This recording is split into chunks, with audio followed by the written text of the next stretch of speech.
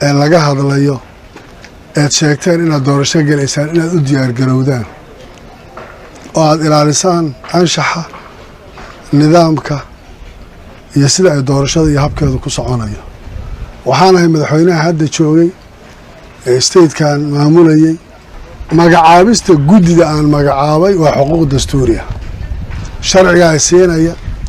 laakiin wixii intaa ka dambeeyay inaan anu magacaabay wixii ka dambeeyay guddiga shaqadooda iyaga iskale maanta waqti bay qabsadeen waxaan u hogaansamayaa wax kasta oo sharci ah oo caalami ah oo shuruucda lagu dhaqmo oo guddidaas madax bannaanidooda taa marka waxaan rabaa in loo ogaada sidaasoo waxaan anigu aanan kula mid ahayn inay jirto xuquuqda dastuurka ah oo siinaya aan qaadanayo arrinta kale oo dad waaweyn oo siyaasad doonaya inay hagaan oo hadday sidaasi dhici weydo sunaami baa dhacaya oo qaxootiga lagu noqon oo dagaal baa dhacayo waa la barakacayaa waxaan leeyahay erayada noocaasa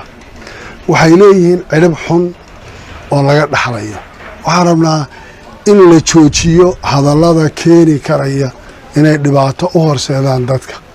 sababtoo qofka doonaya inuu maamulo dee meel fawda ka dhacdo dhibaata ka dhacday oo dagaal uu ka ridayo maamulkeeda waxbana uma soconayo waxbana uma tarayo waxaan garanayaa electionkii ugu horreeyey Jubbaland la dhisay oo markaa xaalad dagaal aanu ku jiray dowladdii xilligaa jirtay inay intay barnaamijkaa ka hor timid 6 madaxweyne ay ku dhawaaqeen iyadoo dowladda la leeyahay hoolkii waa kan weliba xilligaas dhismay ahayd ma ahayn state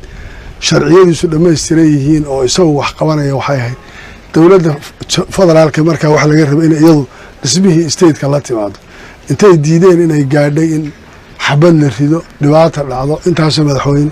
meeshay ku dambeeyeenna waan garanaynaa iyo waxay noqotay dhibaato yaan la horseedin amniga yaan la khalkhalgelinin reer Jubbaland midnimadiina iyo nabadgelyadiina ku fara adayga hanjabaad iyo kana la yeeli iyo sidaan la yeelayaan qofna walba waxaan karayeen amniga aan ka wada shaqeyn waliba saaxiibaday